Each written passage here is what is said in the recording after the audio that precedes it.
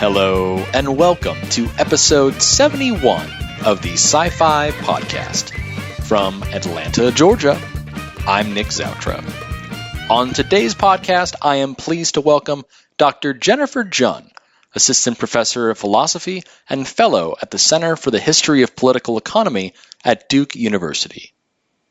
Jennifer's research centers in the history and philosophy of science, especially in a number of issues in the methodology of economics. These include the role played by so-called ceteris paribus laws and the use of idealization in economics. Adopting an HPS approach, Jennifer exposes in detail analogies between economic theorizing and thermodynamics, including the use of equilibrium concepts in both and issues about the relationship between levels of modeling in both disciplines.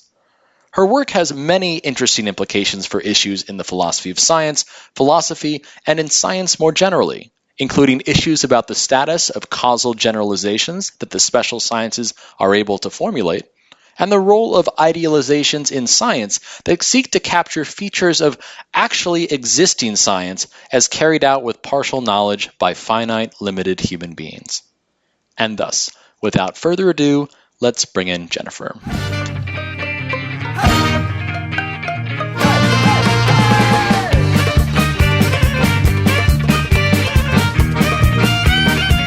Dr. Jennifer Jhun, welcome to the Sci-Fi Podcast. How are you this Thursday morning, afternoon? I'm doing pretty well. It's a beautiful day here in Durham, North Carolina. Yeah, you're calling us from Durham. You're currently in your relatively new post at Duke University. Is that right? That's right. Great. I'm finishing up my second year here, and unfortunately, the whole year has been on some version of COVID lockdown. Yeah, things of that sort. So I was kind of looking through a little bit of your where you've been teaching and doing research, and that's got to be something with like essentially the entire second year being online. How's that been so far? So I mean, since it's been a year, I've adapted, but things seem to be moving along. I am optimistic things in the fall will be closer to normal, but the COVID stuff started in the middle of my second semester of my first year here. Yeah. So it was kind of like coming somewhere as a really excited freshman and then being told you have to go home, right? Just, I guess the faculty version of it. This year, I did have the chance to teach one class that was in person. Oh, okay. And it was a little bit weird because, all the kids come in masked up. They sit really far apart. Our class had 20 kids in it or so, but we're in a huge biology lecture hall to keep them, far away from each other and so on. But I did get a chance to do a little bit of in-person teaching. Okay, but different. What was the course? This was a course I taught with Alex Rosenberg. We have a philosophy and methodology of economics course here at the undergraduate level. So. Very interesting. So what philosophy of the methodology of economics? So are these students from the business school? Or are these mostly or philosophy students or kind of a range? There's that was the last semester. So I think we had quite a few econ majors. This is, I think, cross-listed as an economics course. So we had a few of those. We actually also had a handful of students that were in policy-related majors. So that was great. Nice. But apart from that, I don't remember any other patterns. About where the students were coming from. But we did have quite a few economics majors. That's true. Cool. All right. Well, are you guys? I imagine. Well, I guess we'll see what happens in the fall if you're going back all to full in-person teaching, or will it be like mostly online, or? I guess I don't think it will be mostly online. So I'm co-teaching an epistemology class this fall with another colleague, Ben Ava, who has also recently arrived here. And we requested for it to be in person. Vaccines are pretty well underway in terms of who my department has gotten them. I think they're offering it to students now. I think they're required to get it if they want to return to campus. So I don't think it will be mostly online, though I'm not sure it will be totally back to what it used to be. Sure. And in terms of, let's say, online conferences and things, have you been enjoying the adaptation to that? Are you ready to get back to going to conferences? I have mixed feelings, and in the sense that I like both. So I miss in-person conferences. For instance, there are philosophy of science conference, like the PSA is a conference where I go and I see all my favorite people in the profession and go to all these interesting talks. It's been like since 2018, Right. And so I miss conferences where I can see people again. Right. But on the other hand, I actually do also really enjoy online conferences. Sometimes I sneak into things that are outside of Duke, and right.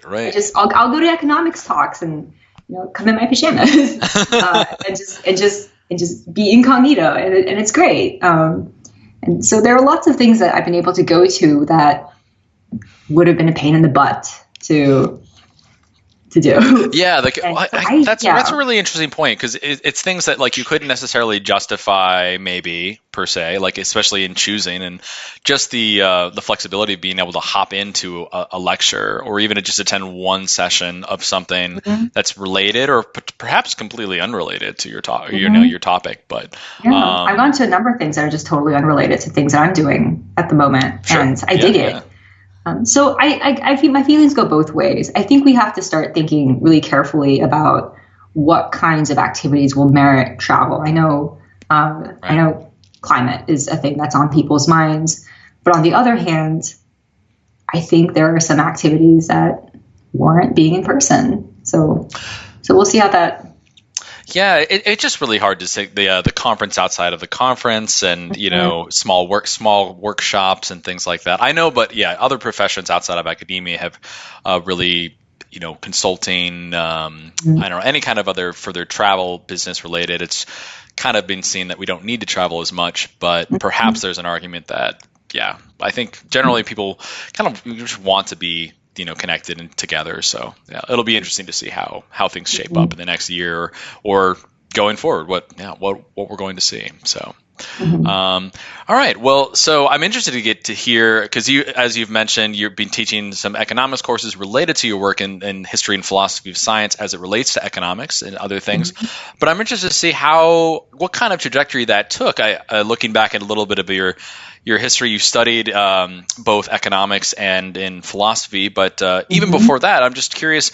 Let's hear a little bit about the origin story. So Jennifer, tell us. I want to get to know you. So tell us a little about where you grew up. So I grew up until I was about 10 or 11. I spent most of my childhood in Oklahoma.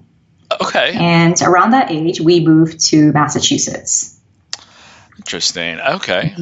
How was? Okay. What were parents up to?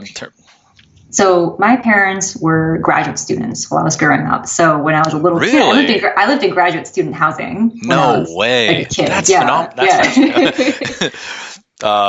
Okay. And what were they studying? So my father was in computer science and my mother was in developmental psychology. Okay. Did they meet in school, or was this? I think so. I think they were college sweethearts. Okay. Yeah. And then, but different fields at least going into. Okay. Oh, yeah, sure. Yeah. So being quite around that. Okay. And so I imagine. So growing up in Oklahoma, was this? So was this something where they were studying it at a university in Oklahoma and yeah. Okay. Yeah, they were at Oklahoma State University, so we were in Stillwater for most of the time. We were in Oklahoma. Okay. Right. Okay. Fascinating. And so I imagine was the move to, where do you say you said Massachusetts? Yeah. So we moved to Massachusetts. We were in Gloucester for a year when we first got there, which is, I don't know if you've ever seen the movie A Perfect Storm. This is quite a long time ago. I remember. A seaside town for a year. And then we moved to where my family is currently based now, which is Boxford, Massachusetts. Okay. Yeah. But shortly after we got there was when I started high school. So I went to a private high school called Phillips Academy, Andover, and I was a boarding student. So I wasn't at home a whole lot once we moved to Massachusetts and once I started high school. What was What was Phillips Academy like? It is it's a remarkable place. It's a place where you can go and you find out that everybody is amazing and talented and a genius, and you're not the only one. So it's intimidating in that sense. It feels like what I imagine like the college liberal arts experience would be. So that's the best way I could put it. Like whatever you think would go on at college liberal arts, that's kind of what happens in Andover. Bring it in 4 years earlier into the high school experience. Okay, yeah. So was it? I suppose at this high school, is it something? I guess what were you interested in? Oh gosh, so I was interested in things that were completely different. Oh, of course. Yeah, sure. For whatever reason, I decided in high school that I was not good at science.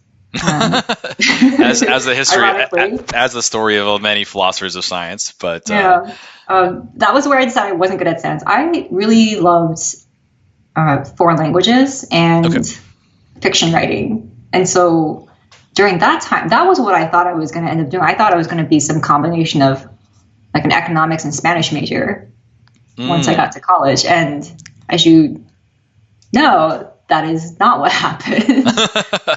No, but so you were interested. You did some writing growing up, or were interested in like short stories, poems, things like that. A lot of mostly short fiction was what I enjoyed doing the most, and so that was something that was on my mind at the time. From moving on from Phillips Academy, so I suppose what so wanting to go into fiction writing, where did you? So you decided to go? Was it at Northwestern? Yep, but that's where I went. All right. I've been Evanston. I've visited. I've seen the sights. I've taken the train up. I forget which line it was from Chicago. Having lived there for a bit. Oh, really? Yeah.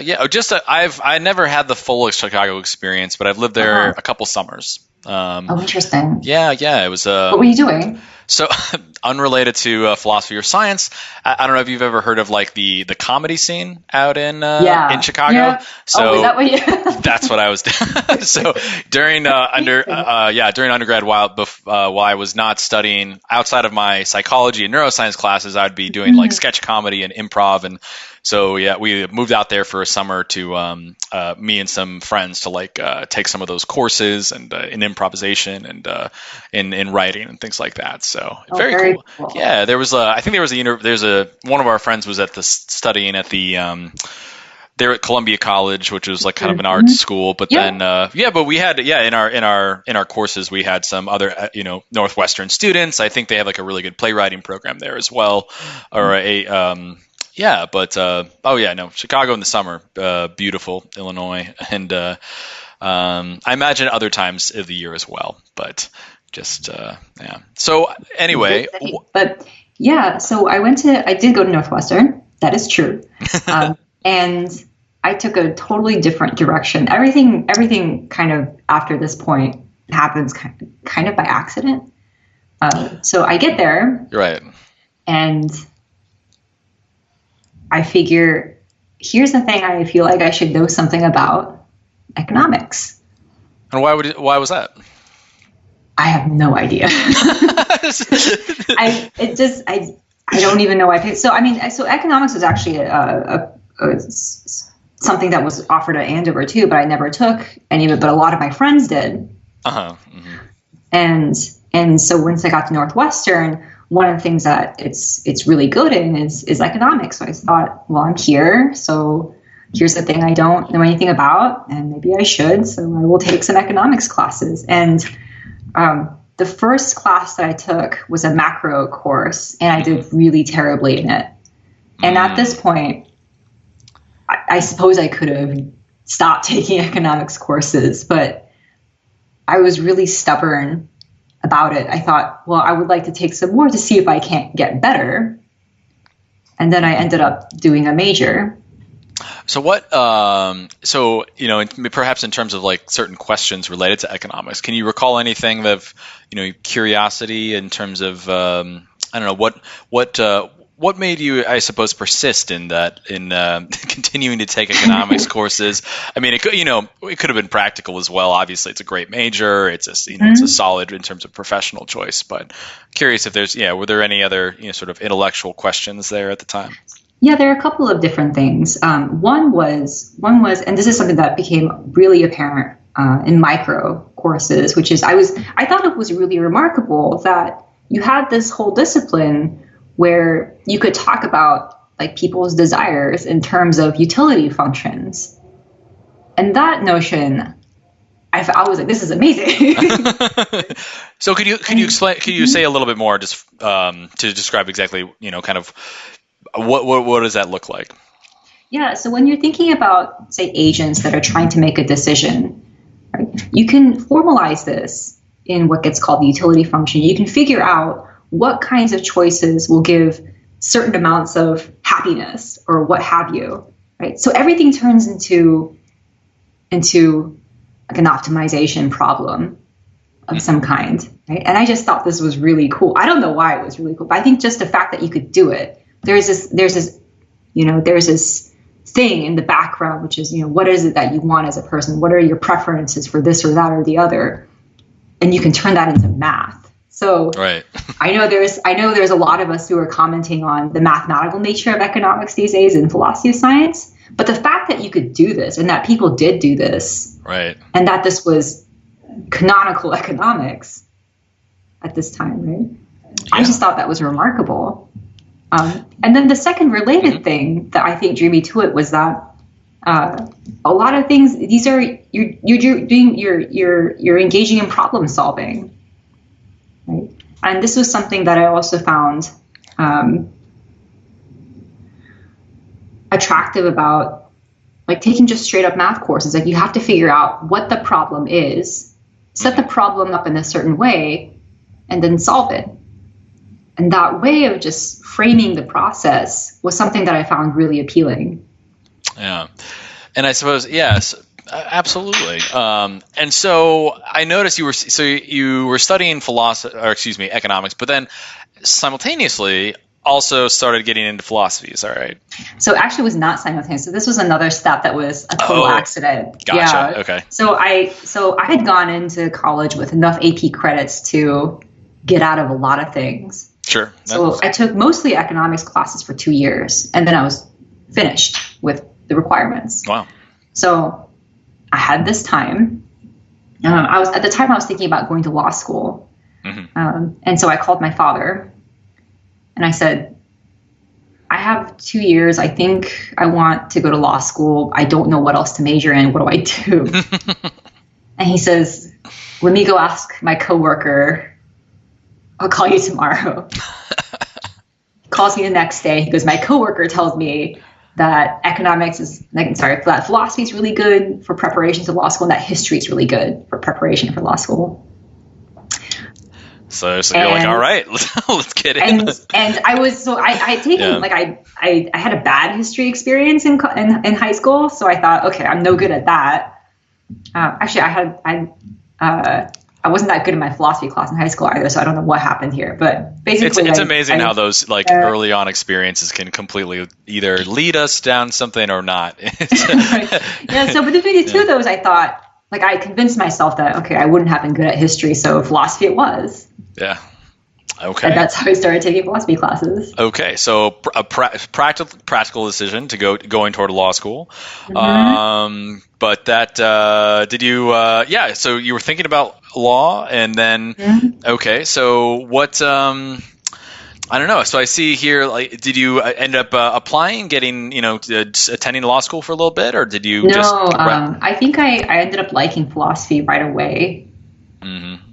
And so I just stuck with that. I did a year abroad, went to Oxford during my junior year, and during that time had become really set on applying to graduate schools in philosophy. So the law school thing was out the window, much to my father's disappointment. Yeah. Oh, interesting. So understanding how did you end up then justifying a degree in philosophy? Oh gosh. Probably a sensitive topic. Sorry about. I just know. I mean, I think the idea was I would try to apply to grad school, and if I could get into a decent graduate program, right? I would give it a go. If it didn't work out, I could still go to law school. So of course, I was listening. Here's something. It's still on the table. Don't worry. So I think it was partly that. Okay. Well, certainly getting into, so you went going into graduate school and then selecting University of Pittsburgh. Is that correct? That's right. That's right. Great. Which obviously has an incredible philosophy program, a lot of well-known scholars and researchers, and also, happens to be essentially one of the centers of philosophy of science. That's right. So here's a fun fact. So I was in the philosophy department, not the HPS department. Right. I had never taken a philosophy of science class before college. I didn't really even know this was a thing. I started philosophy graduate school thinking I was going to work on philosophy of perception. Interesting. Yeah. So not even in philosophy of science, not even philosophy of psychology, neuroscience, like not even there. Right. There's philosophy of perception. Yeah, just completely almost. It just focused on a different level of analysis, I suppose, in terms of just like perception. Yeah. Right. So more like conceptual analysis about what it is philosophy of mind or something like that. Yeah. That's right. That's exactly right. Okay. So all right. So what's the story behind? Eventually, a lot of us who find in philosophy of science are rarely introduced earlier on in high school, perhaps even undergraduate. So, what was it that? What was it? A course? Was it a reading? Like what? Yeah, it started to lead you away from maybe more traditional philosophical study and research toward this engaging, interesting field of philosophy of science. Yeah, so I mean, you can see this whole history is a trajectory of accidents, right? It's that's always the best way. So basically, the same thing happened here. So at Pittsburgh, in addition to the metaphysics and epistemology core and the ethics core, one of the things that was offered was a philosophy of science core. Okay. And so I don't remember if it was. I don't think it was required. Maybe it was. I don't think it was, but I took it. Here was a thing that. It sounds like philosophy of science sounds cool. So, right. And it was something I didn't know anything about. So I took it, and Mark Wilson was teaching it the year I did. And from then on, I was hooked. Okay. And then practical things get in the way. So I had some interest in philosophy of science / thinking about continuing projects that were related to economics. And then on the one hand, this philosophy of perception stuff. And at some point, Mark, who eventually became my advisor, he was giving me advice on how to get ready for the job market, how to think about the future as I was continuing in the program. And what I realized was I had to just make some decisions about what kind of philosopher I had to be. Was I going to be someone who did science? Was I going to be someone who did mind? Something else? I think what I realized was I had nothing more to say about philosophy of perception in the way that I had been working on it. Could you share perhaps, maybe some things that you had been working on, or what kinds of things? Sure. So I had been I've been reading a lot of John McDowell and Neil Gupta, authors in that area, thinking about what the content of perceptual experiences was, like what made perceptual experience rational experience, and things of that matter. So I had written, a seminar paper on whether or not the content of perceptual experiences were propositional or not, whether there was intentional content or not. And I reached a point where I thought, at the conceptual level, I had very little more to say. There had been this question about perception that I wanted to answer. I felt that I had answered it to my satisfaction, and to go further would actually require probably going into the sciences, which I had no background in. Right. So then becoming more a philosopher of psychology, or like going further deeper into neuroscience or something like that. Yeah, I mean, granted, it doesn't necessarily have to be the case where a conceptual analysis runs into a wall and then it's like, okay, I guess we have to let the science go over. But I felt that in this case, if I were to continue in that direction, that would have been the move to make. And I still had this interest in economics on the side. Yeah. So, and there were some overlapping themes that I'd also found interesting in economics, which was, how do you think about rational behavior? How do we make sense of why do economists do the things that they do, right? So I just went off in that direction instead. Okay. So tell us a little bit about your project, your dissertation project, which I think has, recently been, fairly recently been turned into some papers. Or, tell us a little bit about how you've kind of approached and thought about, doing philosophy of science, or I guess I'm not sure how you would refer to it, philosophy of economics, or, some of the maybe perhaps the big questions that you were hoping to answer or address, and how you did it. Yeah, so this was at the time where I was starting to think about, okay, there are certain kinds of reasoning strategies that you find in economics that are ubiquitous, right? Like equilibrium reasoning, right? That's a benchmark standard for whatever it is that you're up to. Mm-hmm. And the thought was, why do we use this bit of reasoning at all? And in particular, why do we use it when, for instance, we know that nothing is ever at equilibrium? Right? Like, what good is it doing for us here? And there are two things, which is one, it's got an epistemic role. That's interesting, right? And two, this epistemic role is actually pretty similar to what's going on in other sciences that don't face to criticism quite as economics does, that they're not a real science and are, serious in a way that economics isn't. So one, like equilibrium reasoning has a role to play. Right? And then two, it's very similar to what actually goes on in places like physics or the material sciences. Interesting. So I'm really fascinated. Yeah. So in reading your paper on, is it, what's the point of ceteris paribus? That's right. Yeah. Ceteris paribus. Forgive my Latin pronunciation. So how did you make that connection? How did you come to make the connection between these examples in physics and really draw this analogy between the kinds of reasoning that were essentially going on, or as you're arguing, are going on in physics as well as economics? Mm-hmm. So this is where I have to credit my advisors with a lot of help. Okay. Yeah. Because again, I had no physics background. I mean, hadn't taken science since I was 17. And so I had no idea what was going on there yet. But Mark also thinks about reasoning strategies and how to manage in a world that's really complex. And he was the one that actually pointed out to me, there's this example that kind of reminds me of what's going on in the economics case, where you have these processes that they're kind of taken out of time, right? They tell you something about the efficiency or the optimality of doing one thing or another, right? Doesn't it seem like something like the Carnot engine?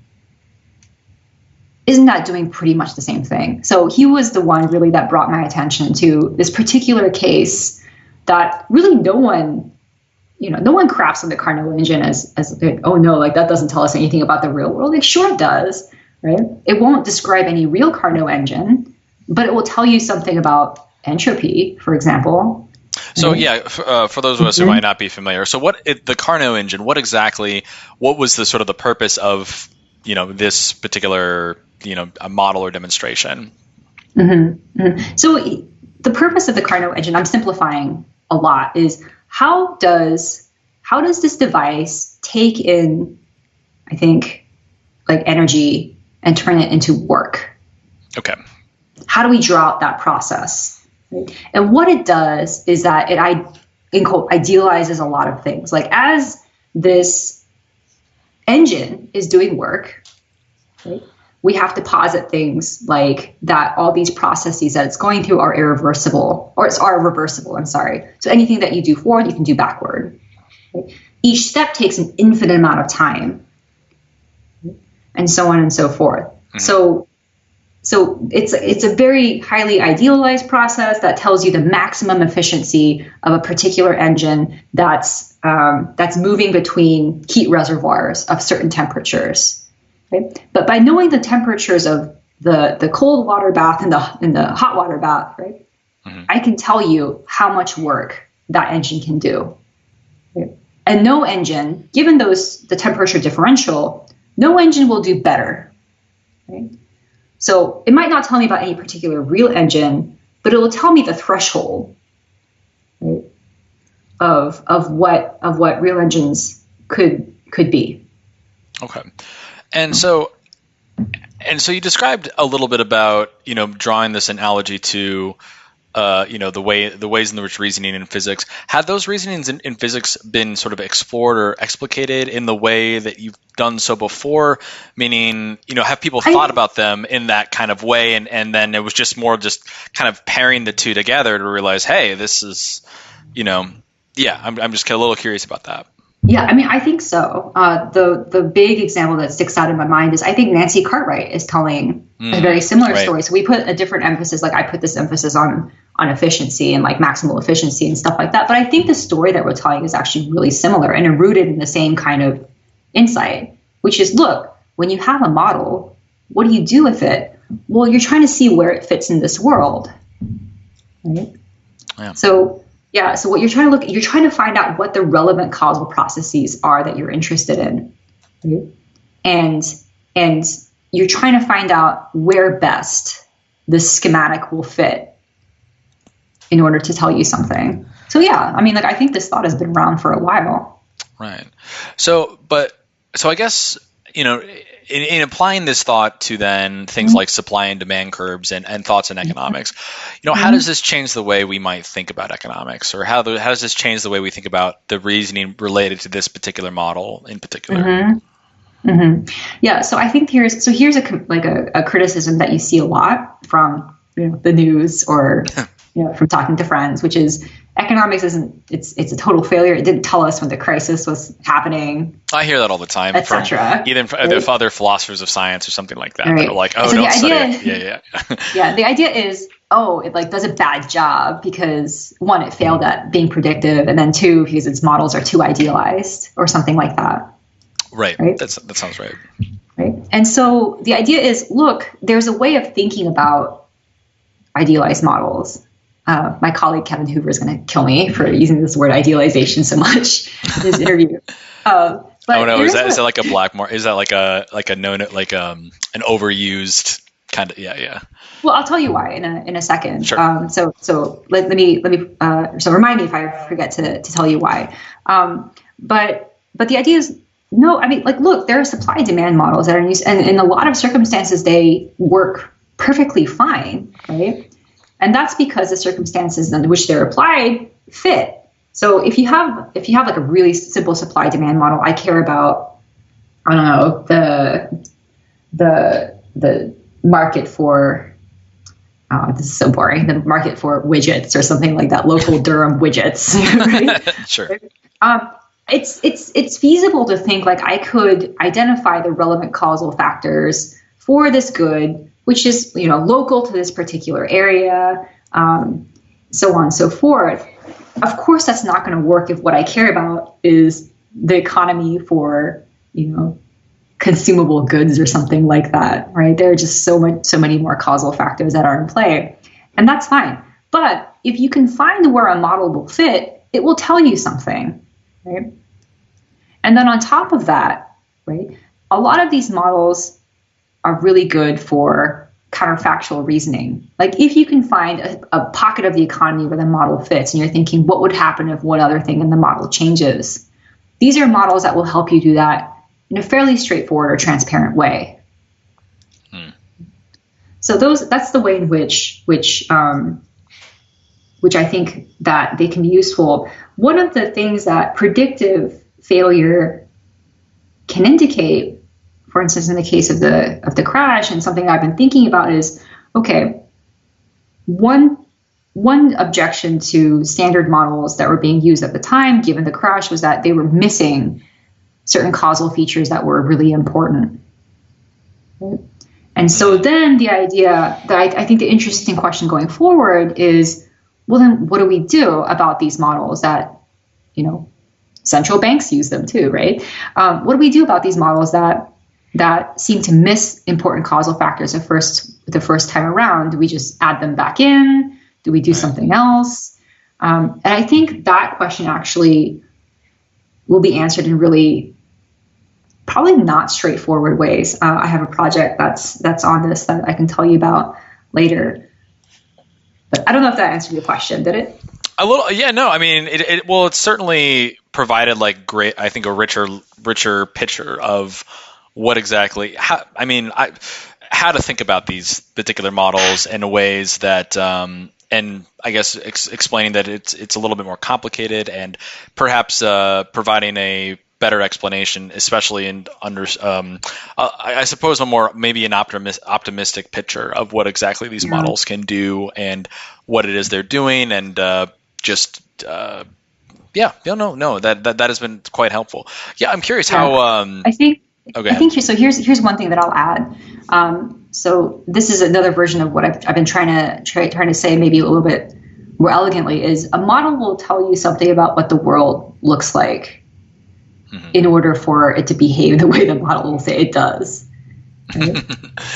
Right. So what are the conditions that have to hold in order for this model to be applicable? I think that's something that interesting that comes out. And then when it does hold, that's great. Yeah. I'm curious. So in terms of, do you make any reference, I suppose, to like so models in science is a huge topic. I remember taking a models course with Lisa Lloyd, and we read Cartwright, we read all the famous folks.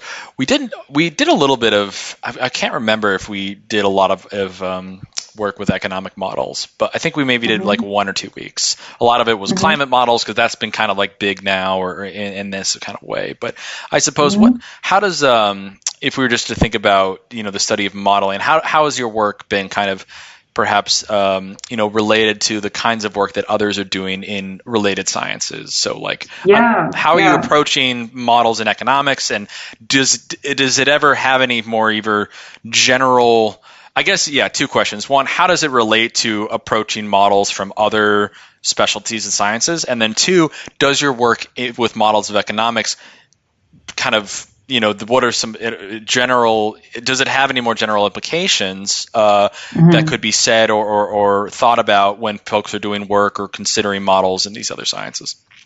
Yeah, that's a great question. I think the answer is yes, there are some related themes that you'll find with people who are working in philosophy of economics as opposed to philosophy of climate science and climate modeling. And the big thing that unites us is, how do you possibly even model a system that's so complex in an adequate way?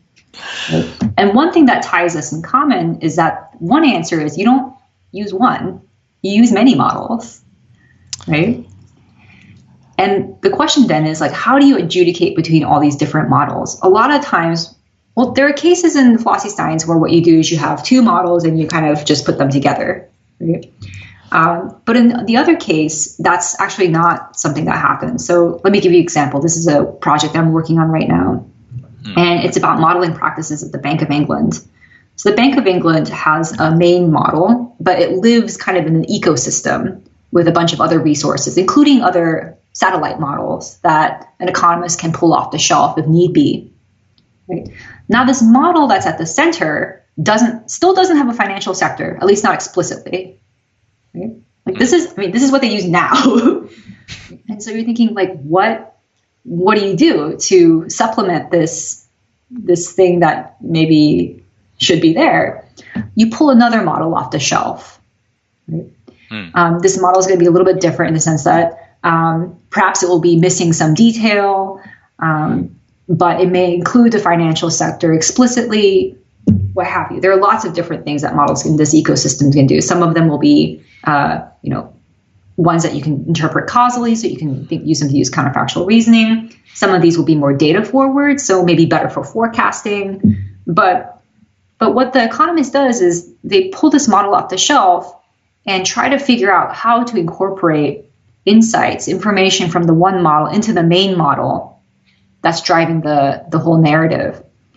And here's something that doesn't happen. You don't just stick the 2 models together. So the case that I'm thinking about, you have the main model, no financial sector. You have a satellite model that does. Right? And so I think, okay, I'm going to try to figure out what the dynamics of a disturbance to the economy will look like in the satellite model, and then import that into my main model, which by the end of the exercise still doesn't have the financial sector, but it will behave as if it does for your purposes.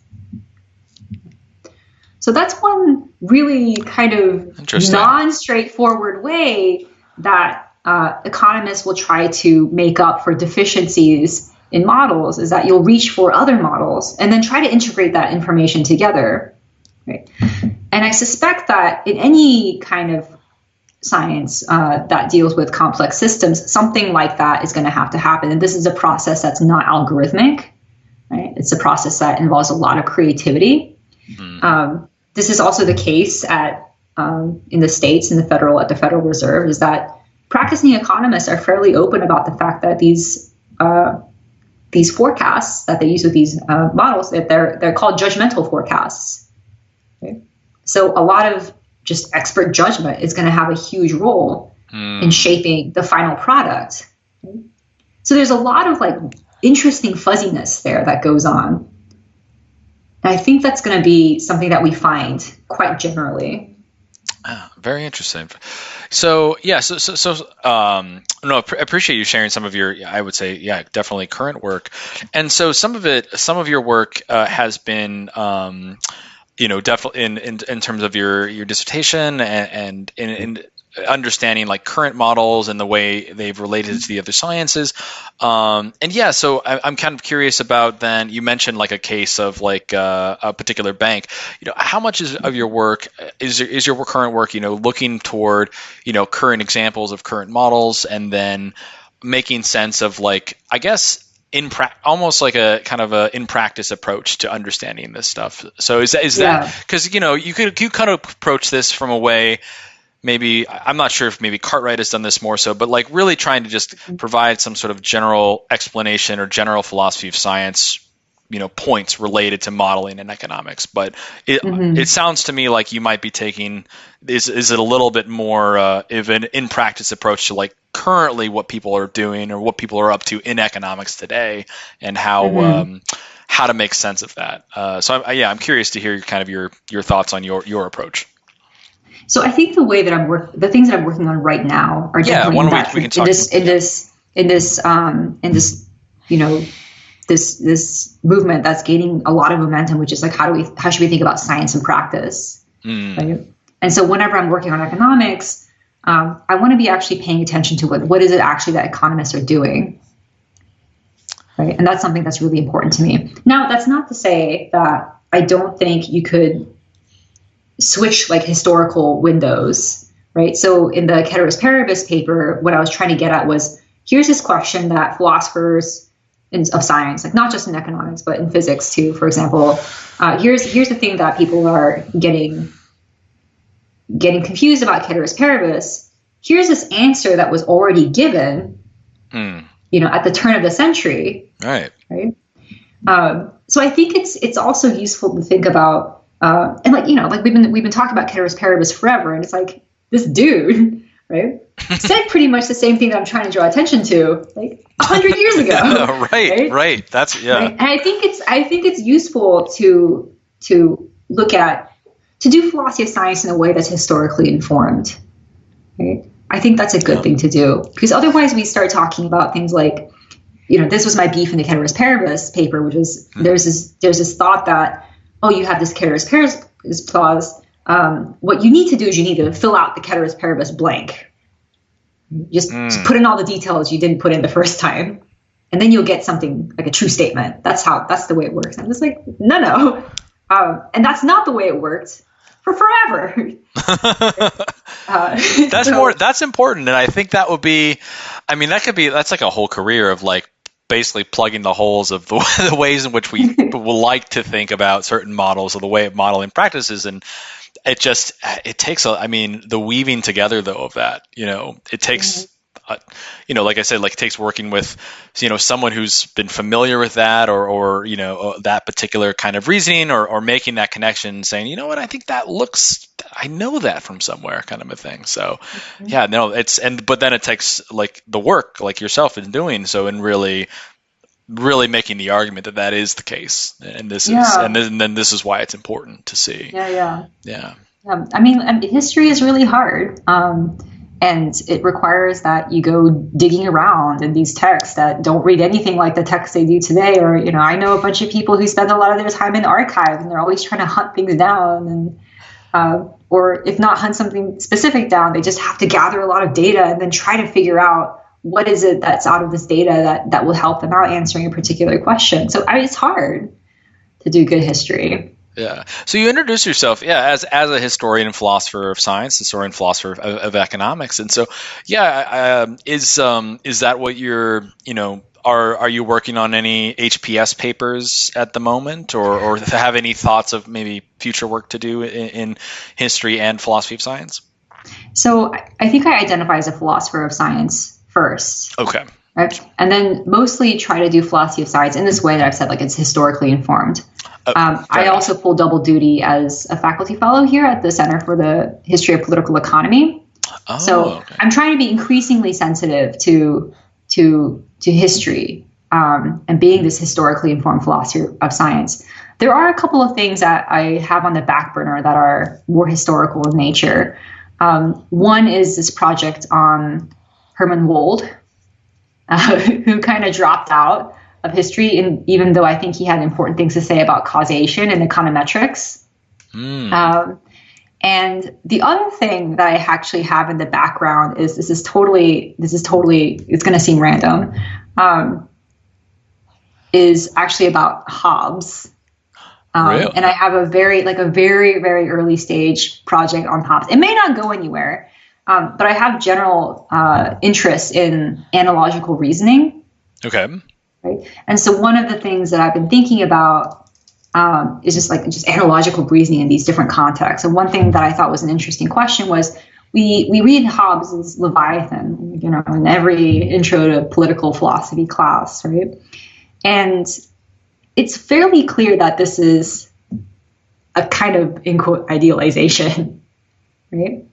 But there are certain, I think, real world consequences that Hobbes was trying to get at, and one of the things that's in the vicinity of this is he had thoughts about colonization, for example, right, and the transformation of this one kind of society, if they could call it a society, right, in his eyes, into a different kind of society, right? So there are these real world analogs of the Leviathan story, and what I'm interested in is thinking about, from a historical and philosophical standpoint, what made that analogy connect, right, between this idealized thought experiment and these real world interests that Hobbes had about America, for instance. So I know that's totally no, that sounds that sounds fascinating. I'd love to. I mean, that sounds like a fascinating historical and sort of a historical or a philosophy project, historically informed. So. Okay, and so you just mentioned something about being a member of. You said it's something like a Center for Political Economy. Yeah, it's a Center for the History of Political Economy. Okay. Yeah. Okay. Oh, interesting. Okay. Or in short, it's the Hope Center. The Hope Center. So so now as I suppose we can kind of catch up in terms of career-wise, doing all this work. I know you taught at Lake Forest for a little bit. That's right. I was there for 3 years. And is that I imagine working in philosophy of science, and then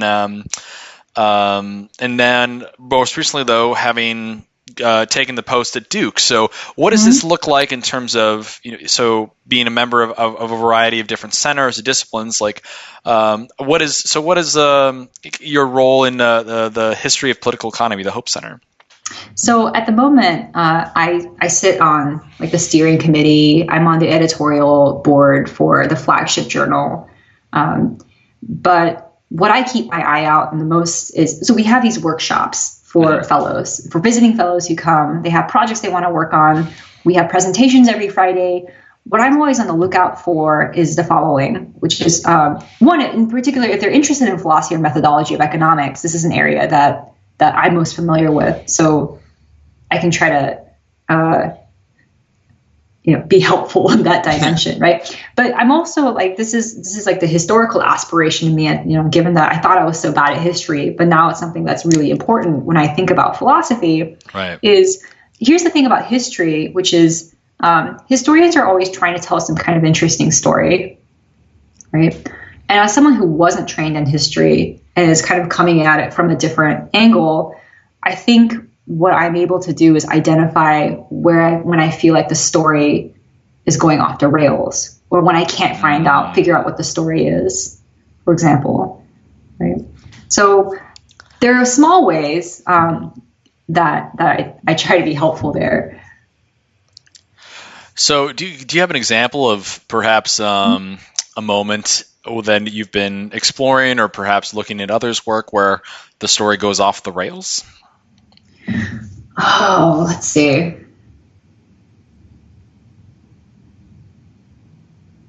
I don't want to put anybody. I don't want to name anyone in particular. Oh, okay. Gotcha. So this is. But there is something that happens. I think this is like a historian's challenge, is that historians, when they're writing, know what they're dealing with is something really, really hard and really complex, and there's no easy way to construct a tidy narrative. I think one thing that can happen is that a historian will encounter this thing that's complex and then say to the audience, to the reader, here's a lot. And then it's hard for the author, then it's hard for the reader to figure out what's the trajectory of this narrative, what narrative are you telling?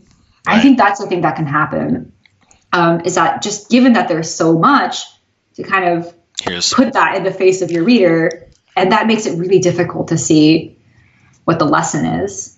Yeah. So it's always a really difficult balance for the historian to like try to tell this narrative and then be faithful to the fact that that it's a complex one. Of course. Well, yeah, and I suppose that's the job of a good historian then, is to be able to, perhaps use the narrative as a tool to then explain something that's obviously not going to be like this, but to be able to draw out the lessons though too. I mean, that's where the perhaps maybe some of the more philosophical, it does not necessarily philosophical, but the good historian should it makes a lot of sense. Okay. So I've read some things really recently where I had that reaction where I was like, I don't really know what story you're telling. This is a lot. So that's why I'm having this reaction now. Interesting. I wonder if that's is that like a reaction to like people like consciously not wanting to then tell the simplified story and just wanting to say, kind of, I don't know if that's a style of history. I'm not trained enough in history, to really to recognize that when I see it, I suppose. But I guess maybe I'm not sure. A sense of overwhelmedness, I suppose, when reading a paper and just feeling like, okay. Yeah. So more so that I see more often than off the rails. Which is when like you think you're telling some narrative and then it goes in the direction that doesn't make any sense. So this overabundance of material, or maybe not even material, but this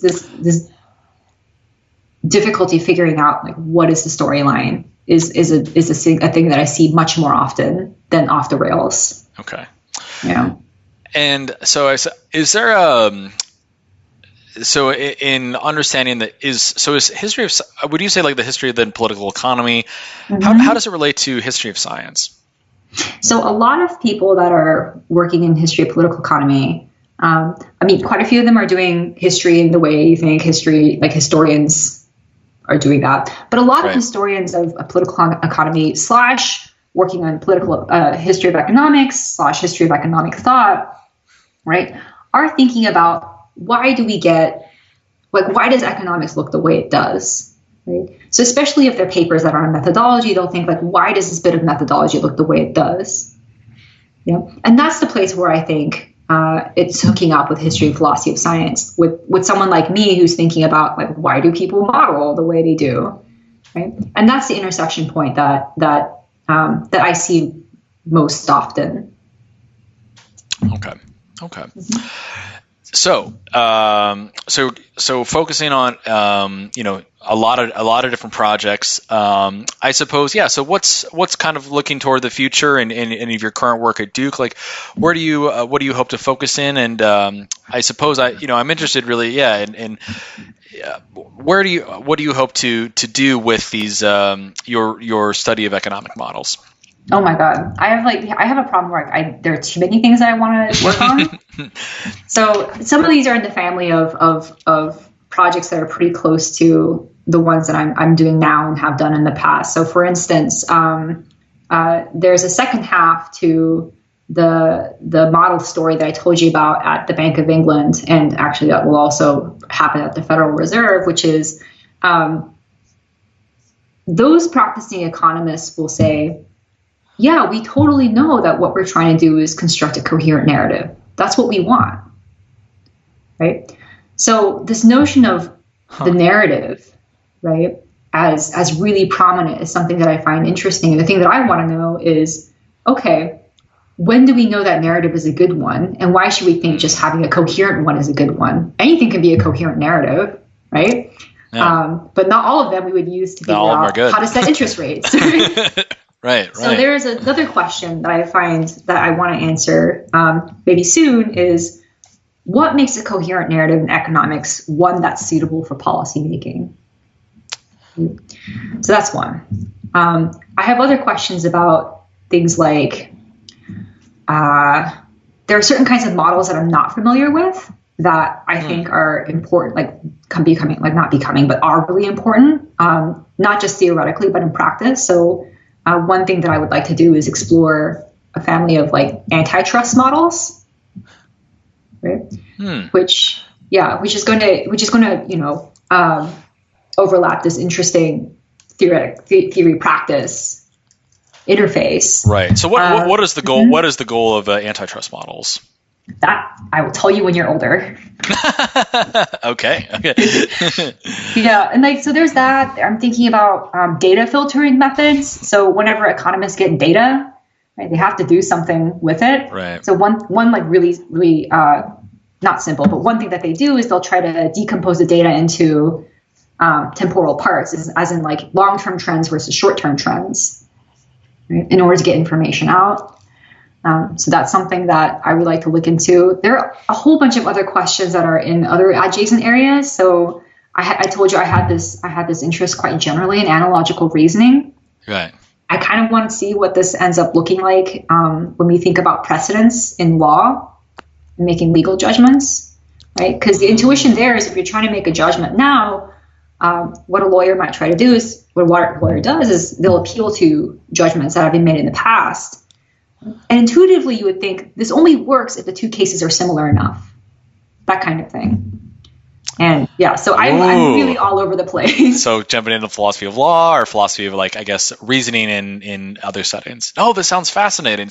And I actually have some side stuff going on in psychology. So I just recently partnered up with a quantitative psychologist, Jolyn Peck at Ohio State. And we've been thinking about fundamental concepts in say like something like psychometrics. So we worked on a paper about effect sizes in psychometrics. And the idea there, the conceit there is some people have been saying, oh, here's this replication crisis. What do we do? We should focus on effect sizes instead. And what we're saying is no, you have to be really careful. You don't just get an effect size. There's a lot of coordinative work between what you do with your data, what you do with the conceptual framework, all this stuff before you even get something that could count as an effect size to come out. And so we've been thinking about like these more foundational issues in psychology together. So I'm really all over the place these days. Fascinating. No, I've been doing this. Some other colleagues and I, we've been going through.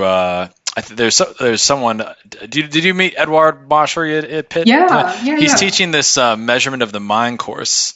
And so we happen to take a look over his syllabus. We've been reading through. It's basically a field measurement course with focus in like psychometrics. So some really great readings. But no, that sounds like a very exactly like that kind of thing, like construct validation, measurement issues, like all that stuff. Yeah, and it's a great connection because you have folks who are philosophers of measurement, but mostly like psychometrics has essentially been that, just like conceptual and methodological issues, theoretical issues in measurement as it relates to mental capacities or something. And that would be a really interesting project to pursue. It's really great to see these kind of different kinds of collaborations that you've been working in.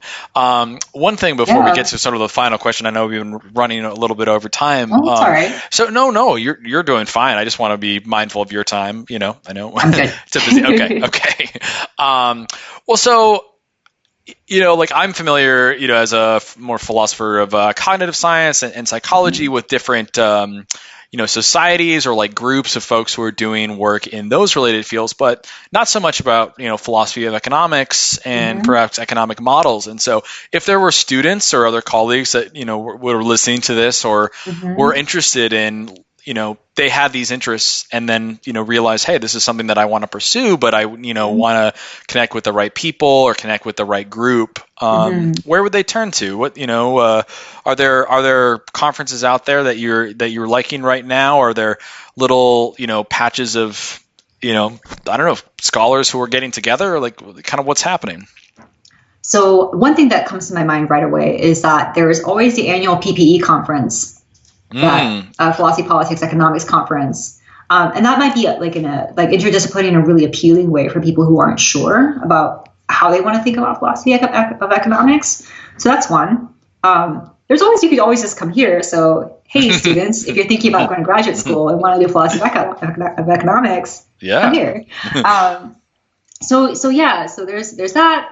I think there are a lot of things going on in Europe in philosophy of economics. So in Helsinki at the TINT Center, there's a lot of philosophers of economics working around there. There are, like, if you go to LSE, for example, there's plenty of philosophy of economics. There's a PPE program, right. And then just generally in like history and philosophy of economics, I think there are quite a few. There are lots of people working on this kind of, not the kind of stuff necessarily that I'm working on, but in the area of history, philosophy of economics, there's a lot of people. There are a lot of people in Europe who are doing this. Like any people who are out there listening, if you want reading suggestions, like I am happy to talk to you. Email me. But yeah. Okay.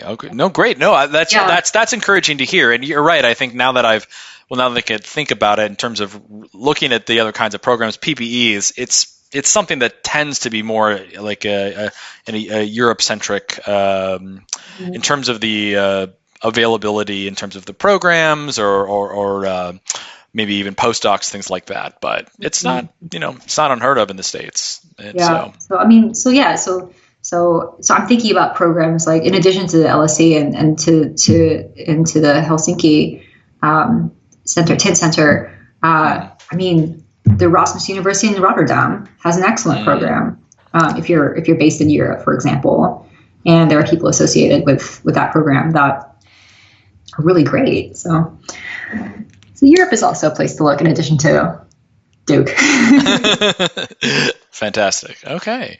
Well, no, we're very excited to see these different projects that come to fruition. I know you're kind of, early mid-career, getting early. Yeah, I would say, definitely. Oh yeah. First 5 whatever odd years is like, that's like absolutely. So, well, I'm thrilled to about your new post at Duke. So why don't we conclude with the question we like to ask of philosophers of science: what do you take to be some of the the biggest challenge facing philosophy of science today? So because I've listened to other episodes, I knew you were going to ask this, and no matter how hard I thought about it, I actually couldn't think of a good answer. So I'm going to answer a slightly different question. Okay. What do I think is the biggest challenge for me as a philosopher of science? Great. What is the biggest challenge for you? So this is something that I wonder about quite generally about being a philosopher, which is one thing that I don't want to end up doing is engage in what I call belly button studies, like just staring at your navel. Yeah. And this is I think one of the reasons why I'm motivated to think about economics the way I do. Like I want to go find out what economists are doing instead of just speculate about the supply demand model by myself, for example, right? So on the one hand, there are a number of different dimensions along which I want whatever it is that I do to connect with other philosophers of science. One day I hope with economists as well. I'd be happy if it goes beyond that. So as you notice, I have a number of projects. Some of them are pretty obviously in economics. Some are, intruding into areas like law or psychometrics. Or I have some stuff actually. I'm working with a colleague, Patricia Palacios, on connections with physics. So if I could get people that are not me to find the things that I find interesting to also that's be so interesting. rewarding. Yeah. But I think that's really hard. That's true. And that's the thing that I find that I would like the most out of doing philosophy of science is that. So there's what I hear is some kind of broader impacts into the other, the disciplines with which you're making sense of. Yeah. I mean, listen, if I died and then on my deathbed, someone came by and they said, hey, by the way, no economist ever found your papers interesting. It wouldn't. I would be a little disappointed. I was going to say, well, I'm glad. I think, already is the case. I was just going to say, I was actually going to ask if I'm curious to see what folks think of your PS or philosophy of science paper. If economists have read it, or I don't know, have you shopped it around? And I imagine they will. I mean, I think I have no idea. it might take longer, maybe like mid or late career, when all of a sudden you're invited to speak at the economics conferences or the law conference or so.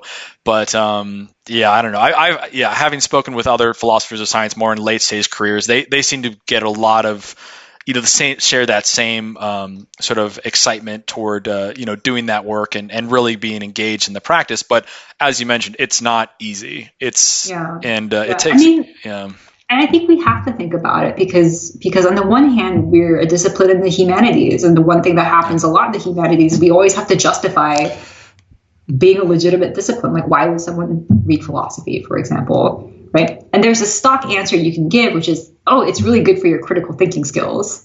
Sure. Right? But you kind of want to be able to say more than that. So it's great for justifying teaching. That's fine. But for the research you want to do. And hopefully, I'm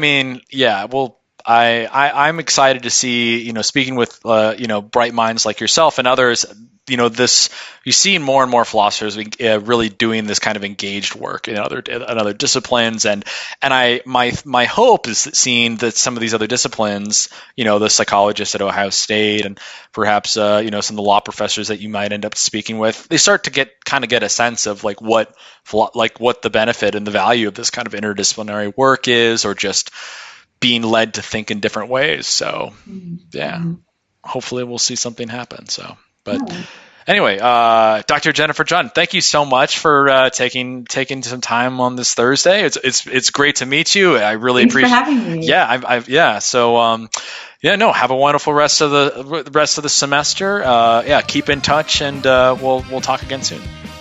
Thank you so much. I enjoyed this. Thank you a lot. Have a good one. Thanks.